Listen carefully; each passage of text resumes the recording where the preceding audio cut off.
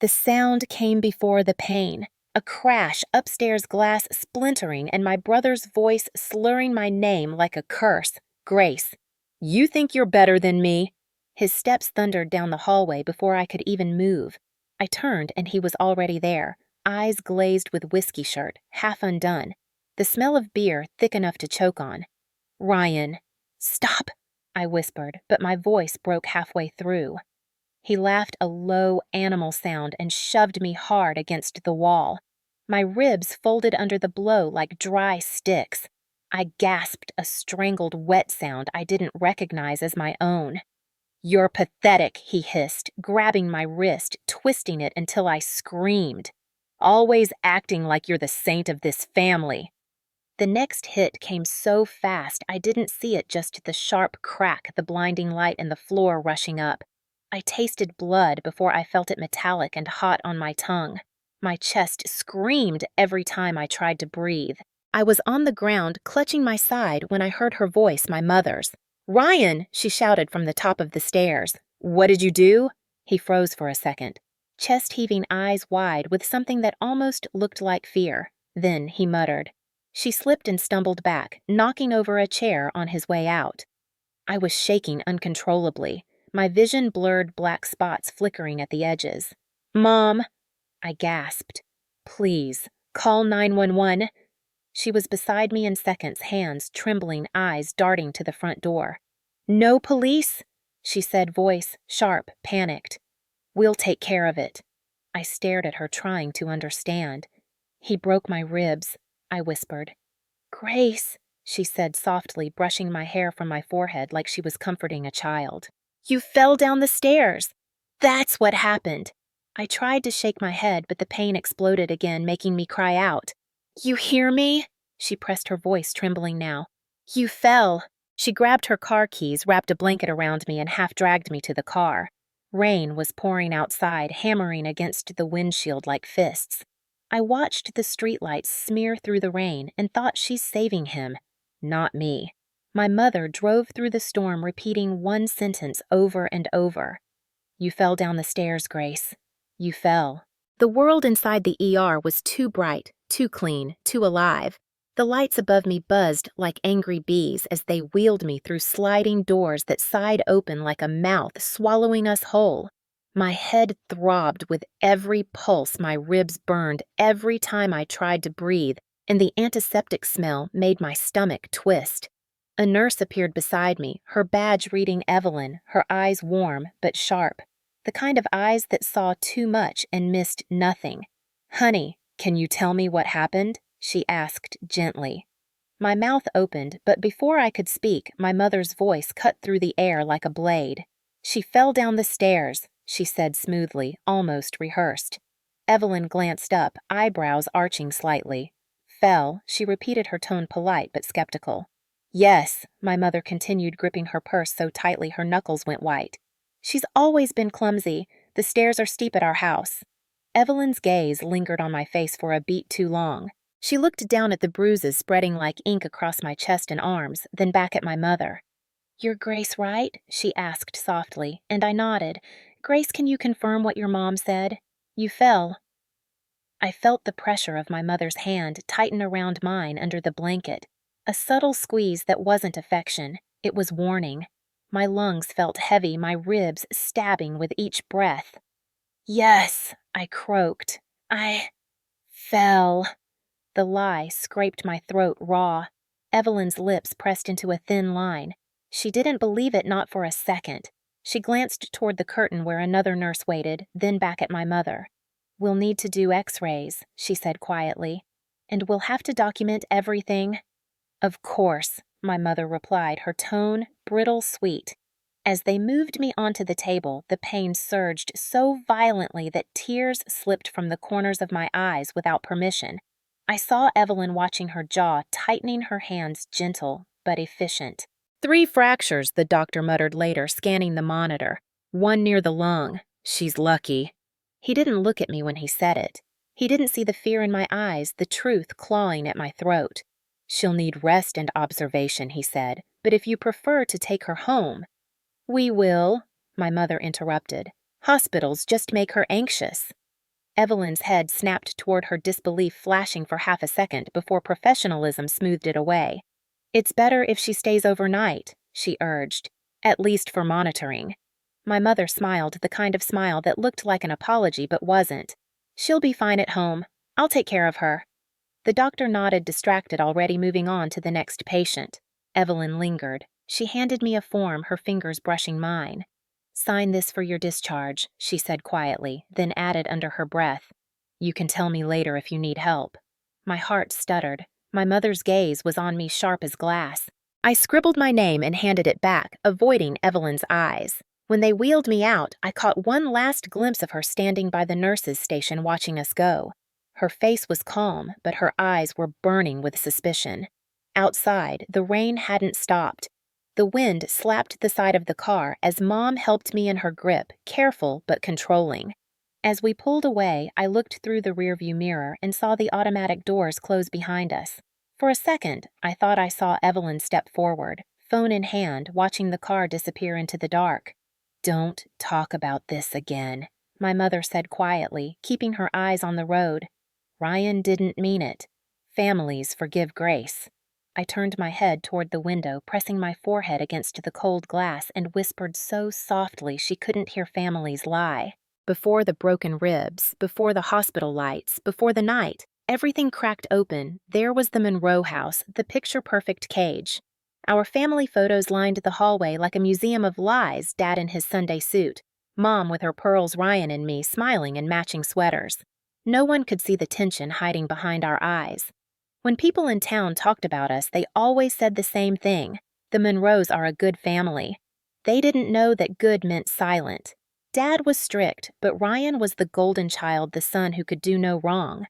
I was the quiet one, the one who should be grateful for everything we had. When Ryan pushed me too hard, Mom would say, "He's just teasing." When he broke my favorite mug, she said, "He's just a boy." When he hit me for the first time, she whispered, "You must have provoked him." That was the Monroe way: protect the boy, silence the girl, and pretend everything was fine. I learned early that speaking truth only brought trouble. Once when I was 12, Ryan shoved me down in the backyard for laughing at him during a game. I scraped my knees so bad the skin peeled. Mom came running, but instead of checking me, she turned to him. "Ryan, say sorry." He shrugged, muttered it, and she nodded, satisfied. Later that night, when I asked why she didn't get angry, she said, "Grace, your brother is under pressure. He needs support, not judgment." I didn't understand then, but I do now. She was already teaching me that peace in our family meant submission. When Dad died suddenly from a stroke, everything changed, but not the way I hoped. Ryan became the man of the house, and Mom clung to him like a lifeline. I moved back home after college thinking she needed me, but I walked straight into Ryan's kingdom. He drank more, shouted more, and Mom just smoothed things over with her soft voice and perfect smile. "He's grieving," she'd say. "Be patient." But grief doesn't make you cruel. It just gives cruelty an excuse. The night before everything happened, we'd had dinner together. Ryan had been drinking again, laughing too loud, talking about how Dad would have wanted him to run things, now the house, the money, even Mom. When I tried to stand up to leave, he slammed his hand on the table so hard the plates rattled. "You think you're better than me because you went to college," he said, his words thick with venom.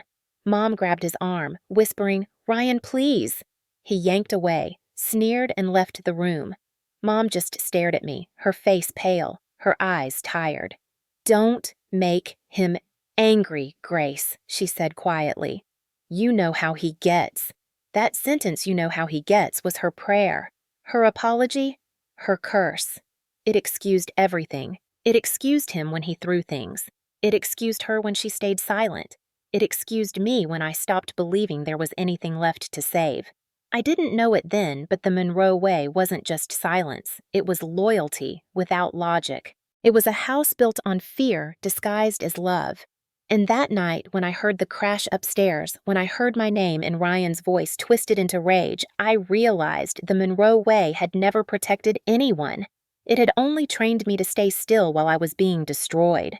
The first morning back home after the hospital felt wrong before I even opened my eyes. The house was too quiet, no hum of the coffee maker, no news playing low from the living room. Just the sound of my own breathing, shallow and ragged, like it was trying to keep me alive against its will. My ribs screamed every time I tried to move. The bandages pressed against my skin like a reminder that I was breakable and that someone wanted me broken. I reached for my phone on the nightstand. Gone. My bag, too. My mother had taken everything while I slept. When I called out, she appeared at the door in her robe, carrying a tray with oatmeal and tea, like this was a scene from a caregiving commercial. "Morning, sweetheart," she said softly. Her tone was gentle, but her eyes were watchful. "You need rest. No screens. No distractions. Doctor's orders." I blinked at her. Evelyn said nothing about that. "Evelyn?" she repeated too quickly. "That nurse. She doesn't know what's best for you." I tried to sit up. "Mom, I need my phone." "You'll get it back when you're better," she said firmly. "You're confused. You hit your head when you fell." When he hit me, I corrected automatically. Her expression froze. Then she smiled thin and careful. "You're still disoriented, honey. That's the medication talking." I stared at her, feeling something cold crawl down my spine. "You were there," I said slowly. "You saw him." "Grace," she interrupted sharply enough. The softness vanished. "Your brother feels terrible. He hasn't slept. He's drinking himself sick with guilt. And you," she paused, her voice trembling just enough to sound real, "you're twisting things again. You always exaggerate." The words hit harder than Ryan's fists. Always exaggerate. I'd heard that all my life every time I tried to tell the truth. The Monroe way. I turned away, staring at the rain outside. She reached to touch my shoulder, but I flinched. She sighed and left her footsteps slow and heavy. The lock clicked softly behind her. For the next 3 days, I lived inside that bedroom like a ghost in my own life. She brought food, took dishes, but never said more than a few words. I heard Ryan's voice sometimes downstairs, booming laughter, the clinking of bottles, the sound of a door slamming. At night, I lay awake listening to their conversations. "She's unstable," Mom whispered once. "If anyone asks, she's not remembering right." "You think she'll talk?" Ryan asked, his voice slurred. "She wouldn't dare," Mom replied. "She knows what's at stake." I closed my eyes, pressing a pillow against my mouth so my sobs wouldn't carry. During the day, I tested small freedoms. The window was stuck, the landline unplugged. Even my sketchbooks were gone. She was erasing me piece by piece, rewriting the story before I could tell it. When Evelyn called the house on the 4th day, I heard the phone ring once, then silence. My mother stood by the counter, phone in hand. "Wrong number," she said when she caught me watching. Spam. I saw the flash of the caller ID before she hit delete St. Mary's Hospital. I realized then this wasn't care, it was containment. She wasn't afraid I'd get hurt again. She was afraid I'd talk. That night when she brought me soup, I didn't speak. She lingered in the doorway, her face lined with fatigue. "Grace," she said quietly, "you need to stop making this harder than it is. For who I asked."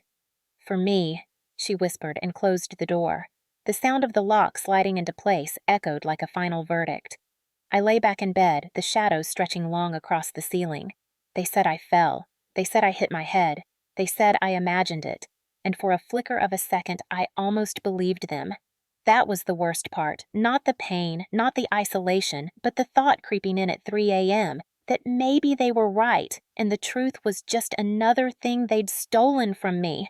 On the 5th night, the house felt too still. The rain had stopped, but the air carried the heavy quiet that comes after a storm, like the world was holding its breath. I hadn't slept. Every sound made me flinch: the creak of the stairs, the hum of the fridge, Ryan's muffled voice drifting from downstairs. My body hurt, but my mind hurt worse. I kept thinking about what Evelyn said in the hospital. "You can tell me later if you need help." Later. It echoed in my head like a promise I hadn't kept. When Mom finally went to bed, I pushed the blanket aside and forced myself up. Pain burned through my ribs, but I gritted my teeth and reached the small table where my old laptop sat. It wasn't connected to the internet. Mom had unplugged the router, but there was something else I'd almost forgotten.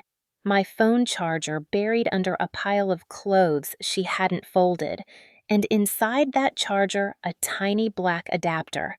I'd bought it last year, a small voice recorder for my art lessons when I was teaching online. I pulled it out, fingers shaking. I plugged it into my laptop and waited. The loading icon blinked. Then folders appeared, one of them dated 3 nights ago. My heartbeat turned into a drum. I clicked. The first few seconds were muffled footsteps, a thud, Ryan's voice shouting indistinctly. Then clearer, louder, sharper. "You think you're better than me?" The sound of the impact. My cry, the crash of something glass. My breathing panicked, broken. And then my mother's voice trembling, familiar, horrifying. "Ryan, stop! Stop! Please!" A pause. Then softer. Desperate. "Just say she fell. Do you hear me? Just say she fell." I froze. The room swam around me. My stomach turned cold. I covered my mouth, the sound still playing my own whimpers, echoing from that night like a ghost haunting me in real time. The proof was there. The lie, the violence, the truth, all of it. I replayed it twice, then a third time, because part of me didn't believe it. I wasn't crazy. I wasn't exaggerating. I wasn't what they said I was. I was right. I copied the file to a flash drive, my hands trembling so hard I almost dropped it. I opened the tea tin on the dresser, a gift from Evelyn months ago, and slipped the drive inside, burying it under the dried leaves. For the first time since the attack, I exhaled without crying. A strange calm settled over me, sharp and deliberate, the kind that comes not from safety, but from purpose. Outside, the wind rose again, whispering through the trees. I looked toward the hallway where the door lock gleamed faintly under the dim light. "You wanted silence," I whispered, "but I'm the one who's been listening." I didn't know how yet, but I knew this the next time they lied, the world would hear the truth. The next morning smelled like coffee and bleach. My mother was already in the kitchen when I came downstairs, her robe neat, her hair pinned back as if last night had never existed. Ryan wasn't there. The silence made the air thick. She turned when she saw me and forced a smile that didn't reach her eyes. "You shouldn't be walking around," she said softly. "You could tear your stitches." "They're ribs, not stitches," I said. "And I'm fine." Her gaze flicked toward the window. She always did that before saying something difficult, as if she couldn't face her own words. "Grace, we need to move on from this," she said finally. "Ryan's been under terrible stress. Losing your father, the estate, the paperwork, everything. It's been too much." "Too much," I almost laughed. "He broke 3 of my ribs, Mom. He could have punctured my lung. He didn't mean to." Her voice cracked slightly, then hardened. "You know how he gets when he's drunk. You shouldn't have provoked him." I stared at her, incredulous. "Provoked him. He came into my room. He was angry." "Grace," she snapped, the soft tone vanishing.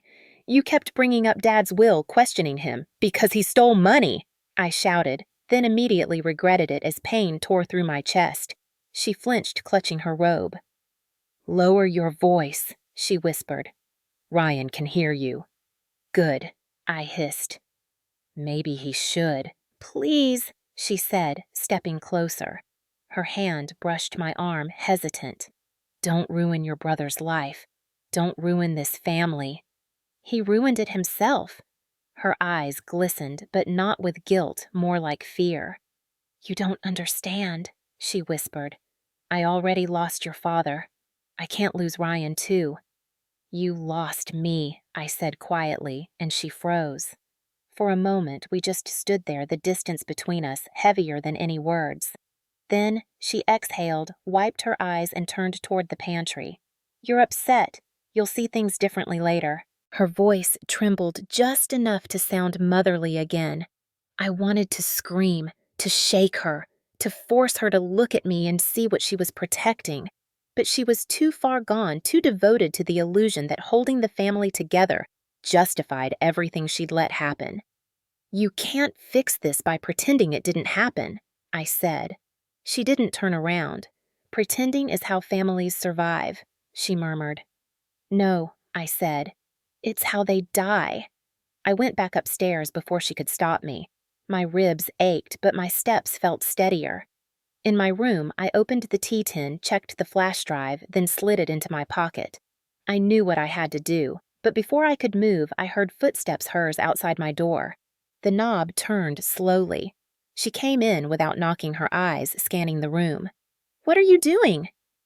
"Getting dressed," I said evenly. "You're not well enough to go out," she said, moving toward the desk. Her eyes caught the open tin. My pulse spiked. She reached for it. "What's this tea?" I said, quickly blocking her hand. Our eyes locked, and for a split second I thought she saw through me, but then she sighed and straightened her shoulders. "You're making me nervous, Grace. You're not yourself." "Maybe for the first time I am," I said. Something flickered across her face, anger, sadness, or fear. I couldn't tell which. "Don't make me choose," she whispered. "Between you and Ryan." "You already did," I replied. Her mouth opened, but no sound came out. She turned away, her voice low and defeated. "You'll regret this." "Maybe," I said, "but at least it'll be mine to regret." She left without another word. When the door closed, I locked it behind her. I sat on the floor, my hand over my ribs, my heart pounding.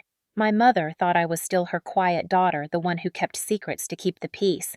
But peace built on lies isn't peace. It's paralysis. And I was done being still. The invitation came the next morning, scribbled on a folded napkin my mother slid under my door. "Dinner tonight. Family only. Let's put this behind us." I stared at the note until my hands trembled. Behind us. As if broken ribs lies and nights of silence could be erased over roast chicken and forced smiles. But something inside me, some quiet, defiant part that hadn't died, told me to go. Because maybe the only way out was through. By evening, the house smelled of rosemary and tension. The dining table gleamed with polished silver and old ghosts. My mother stood at the head of the table pouring wine, her voice light, rehearsed. Ryan sat across from me, dressed too neatly for a man who'd shattered his sister's ribs. He smirked, lifting his glass. "To family," he said. "To forgiveness," my mother added quickly. I looked down at my plate at the neat slice of chicken I couldn't taste. Every swallow felt like a lie. "You've been quiet," Mom said. "It's good to see you up and about." "Hard to stay down when you've already fallen," I said evenly, watching her face tighten. Ryan laughed under his breath, still dramatic. My chest burned, but not from pain, from fury. My mother's eyes darted between us, the mask of control slipping just slightly. "Let's not fight. Tonight is about healing." "Healing," I repeated. "That's an interesting word for pretending." "Grace," she warned softly. "Enough." "No," I said, my voice low but sharp. "Not enough. Not anymore." I reached for the remote in my pocket and pressed play. For a second, nothing happened, just the hum of the dining room light. Then the speakers from the living room came to life. Ryan's voice, distorted but unmistakable. "You think you're better than me?" The sound of the hit. My cry. The crash. Silence fell like a guillotine. My mother's wine glass slipped from her hand, shattering across the tile. Ryan's chair screeched back. "Turn that off," he barked, but I didn't. His next words filled the room. "She had it coming. She—" Then my mother's voice, soft but deadly clear. "Just say she fell. Do you hear me? Just say she fell." The recording ended. For a heartbeat, no one moved. My mother stood frozen, her face pale as paper. Ryan's jaw clenched, his chest heaving. I felt my heart hammering, but my voice came out steady. "You built this family on lies," I said, "and I'm done living inside them." Ryan slammed his fists on the table. "You think anyone will believe you?" "They already do," I said quietly. The nurse from the ER filed a report.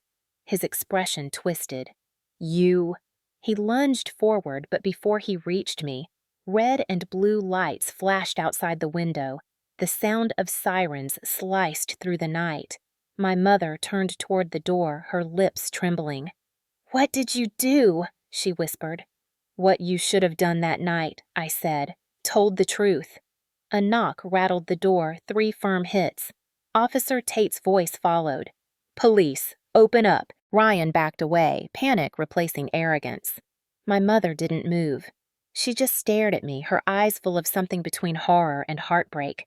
"Grace," she said softly, "please." "It's too late, Mom."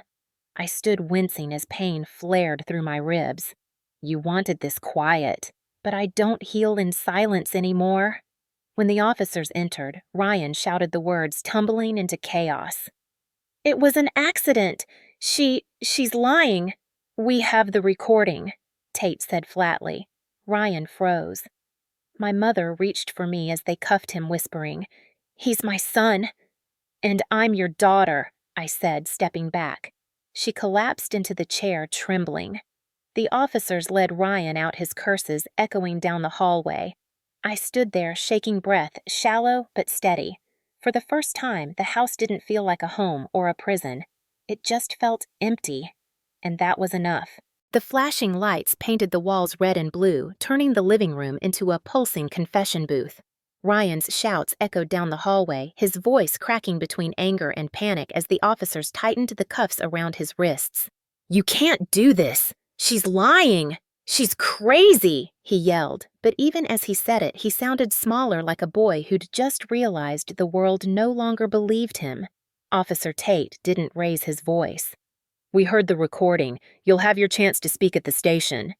He guided Ryan toward the door, ignoring the curses that followed. My mother stood near the staircase, her face pale and wet with tears clutching the banister like it was the only thing keeping her upright. "Please," she whispered. "He's my son. He didn't mean it. He just lost control." Tate paused, then looked at me. "Ma'am," he said quietly, "do you want to press charges?" The room went silent except for the ticking of the grandfather clock. My mother turned to me, her eyes wide, desperate. "Grace, no," she said. "He's family. Don't do this." My ribs still throbbed with every breath, the phantom pain of Ryan's rage reminding me exactly what family had meant in this house. "Yes," I said, my voice steady. "I'm pressing charges." Tate nodded once firmly and led Ryan outside. The cold air rushed in through the open door, carrying the faint sound of rain against gravel. My mother sagged onto the bottom stair, her body shaking. "You've destroyed us," she whispered. I looked at her and felt a strange calm settle in my chest. "No, Mom," I said softly. "You did that when you chose silence over me." She lifted her head, eyes flashing with disbelief as if I'd struck her. "I did everything to protect this family." "You protected an illusion," I replied. "You let him hurt me so no one else would know we weren't perfect." Her hand trembled as she wiped her face. "You don't understand what it's like to lose a son." I swallowed hard. "And you don't understand what it's like to survive a brother." The words hung in the air like smoke, heavy and irreversible. She opened her mouth to respond, but Officer Tate stepped back inside. "Ma'am," he said to me, "you'll need to come down to the station tomorrow for your statement. I'll leave you tonight to rest." I nodded, whispering a thank you. As he left, I saw Evelyn standing by the police car, her hospital badge visible beneath her raincoat. Our eyes met through the blur of rain. She gave me a small nod, the kind of nod that said, "I believed you." When the lights faded and the engines disappeared down the street, silence returned, but it wasn't the same kind. It was clean, honest. My mother sat in the dark, staring at nothing, her shoulders hunched, her mouth moving soundlessly. I turned off the dining room light and walked past her toward the stairs. My body still ached, but the pain finally belonged to me. Not to their lies, not to their control. Just me. Halfway up the steps, I heard her whisper, barely audible. "What will people think?" I stopped, looked back at her and said, "Maybe they'll think I finally told the truth." The courthouse smelled like dust and coffee sterile and exhausted the way truth often is when it's dragged into daylight. I sat at the plaintiff's table, hands folded tightly in my lap. The bruises on my ribs faded, but not gone. Across the room, Ryan looked smaller than I remembered. The orange jumpsuit stripped away everything he'd once used to seem powerful, the swagger, the smirk, the illusion of control. My mother sat 2 rows behind him, dressed in black, her hands trembling around a tissue she hadn't used. She wouldn't look at me. The judge entered, and the room rose in unison. State versus Ryan Monroe, the bailiff called. My name echoed in the air, attached to words like assault evidence, bodily harm. Words that used to belong to someone else's story until they became mine. The prosecution began by playing the recording. The same sound that once haunted me now filled the courtroom, Ryan's voice shouting my cry, the crash, my mother's whisper. Just say she fell. Each word landed like a hammer against glass. The jurors stared, some wincing, some shaking their heads. I didn't cry this time. I sat still watching their faces change as the truth cut through the performance of a perfect family. When it was my turn to testify, I stood slowly, the ache in my ribs reminding me of why I was there. The attorney asked me to describe the night. My voice didn't shake. He attacked me, I said simply. I didn't fall. My mother drove me to the ER and lied to the doctors. She told them I fell down the stairs. The defense tried to twist it, tried to call me dramatic, unstable, bitter. They showed photos of family vacations, birthday parties, smiling faces. You see, ladies and gentlemen, the lawyer said, this is not a violent household. I almost laughed. Those pictures, I said, were the masks we wore. The bruises were just hidden under our sleeves. My mother was called next. Her voice was soft, fragile. Ryan's always been a good boy, she said. He didn't mean to hurt her. The prosecutor asked if she remembered what she said on the recording. She hesitated. I was in shock. I didn't know what I was saying. You told him to lie, the attorney said. Was that also shock? The room was so still I could hear my own heartbeat. My mother's lips trembled. For a moment I saw something, maybe guilt, maybe grief, but it vanished behind the same mask she'd worn my whole life. When the verdict came, time slowed. Guilty, the foreman said. On all counts. Ryan's head dropped. My mother let out a small sound, half sob, half sigh.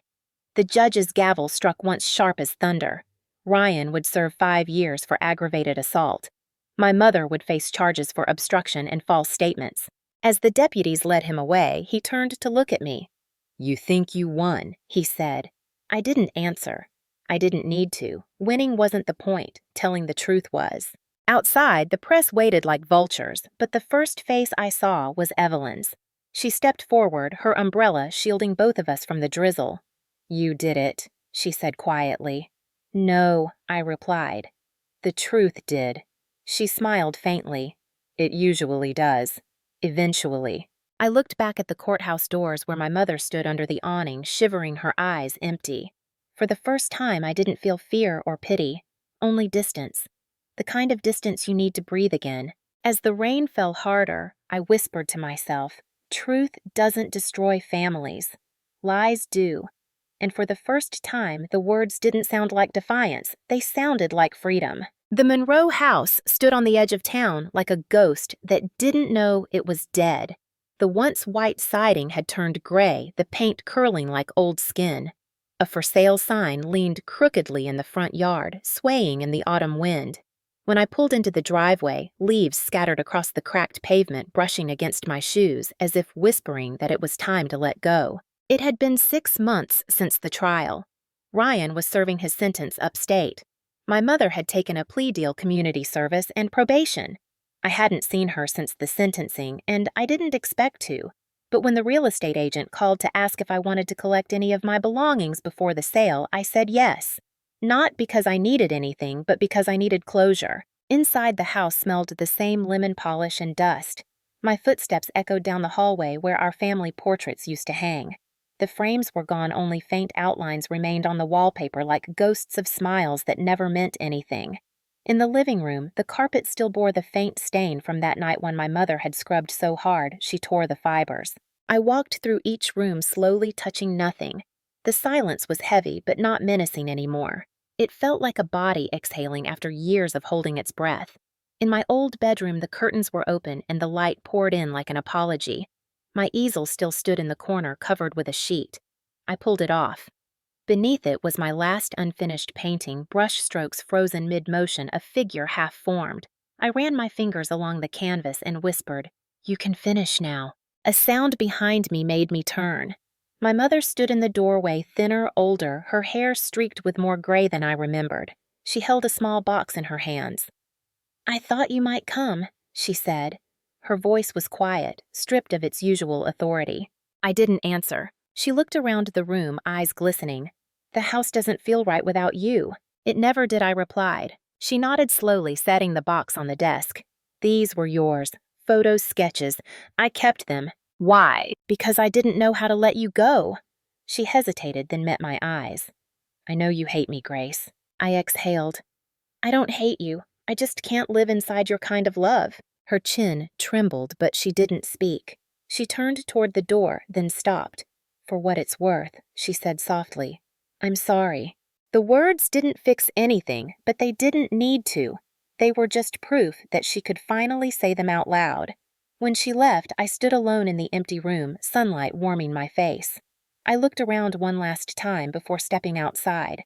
As I locked the door, I realized the house had finally become what it always pretended to be: quiet. But this time, the silence belonged to me.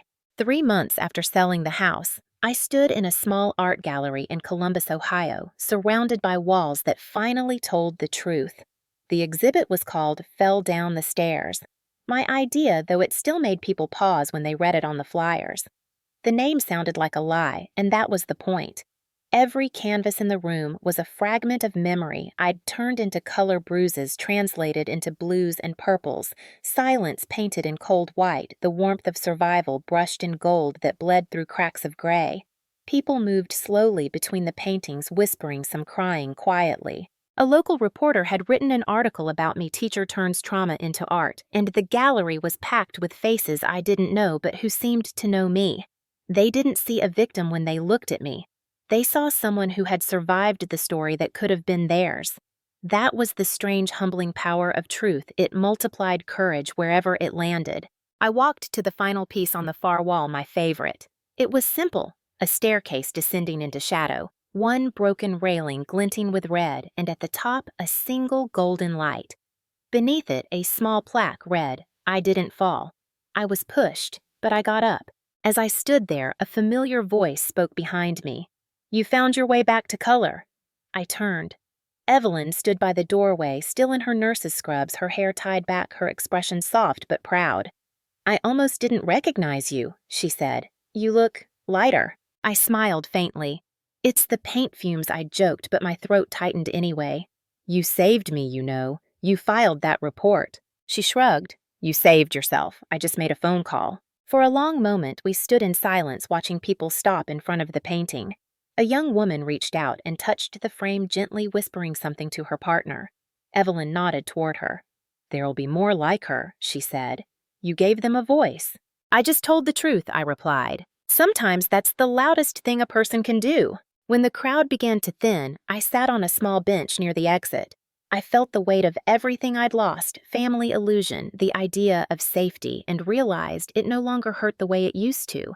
It was just part of the landscape now, like the cracks in the gallery floor that made the light bend differently. Healing hadn't come like a sunrise. It came like slow weather, softening what was sharp, letting me breathe again. Before leaving, Evelyn handed me a small envelope. From someone who didn't know how to send it before she said then slipped out the door. Inside was a short note in familiar handwriting. "I'm learning to tell the truth too. Mom." I read it twice, folded it carefully, and tucked it into my coat pocket.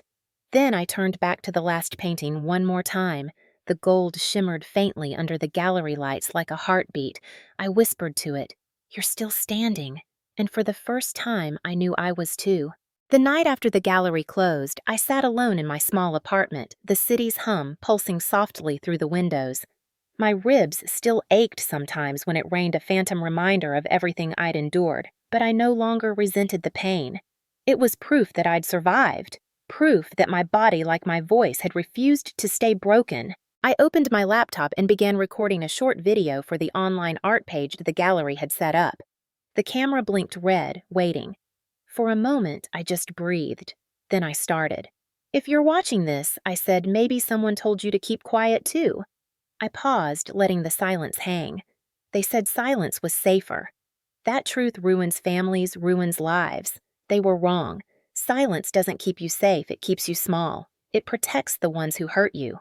I looked straight into the camera, my voice steadier than I felt. The night my brother broke my ribs, my mother told me to say I fell down the stairs. For a long time, I did. I told that lie until it almost became truth. But here's what I learned. Lies rot the inside of you until there's nothing left to save. The moment you speak, even if your voice shakes you, start to heal. I stopped the recording and watched it back. There was no fear in my expression now, just quiet conviction. The kind that comes after you've already lost everything and realized you didn't need it to begin with. The next morning, the gallery's online page posted the video. Within hours, hundreds of comments poured in from women, men, even teenagers, each one telling a version of my story. Some short, "Thank you for saying this." Others long, full of details they'd never told anyone before. I read them all. Some made me cry. Some made me proud. But all of them made me certain that pain could be recycled into something holy if you dared to name it. That night, I walked outside with a cup of tea and looked up at the city skyline streaked with amber and violet. The air was crisp, smelling faintly of rain. I closed my eyes and pressed a hand against my chest, feeling the pulse steady and sure beneath my ribs. It had taken everything fear-loss betrayal to reach this stillness. I thought of my mother maybe sitting somewhere with her own tea trying to practice truth one sentence at a time. I hoped she did. When the wind brushed past, I whispered to it for all of us who were told to fall quietly. Then I smiled, because I had fallen, but I had also stood back up. And this time, I wasn't falling for anyone's story but my own.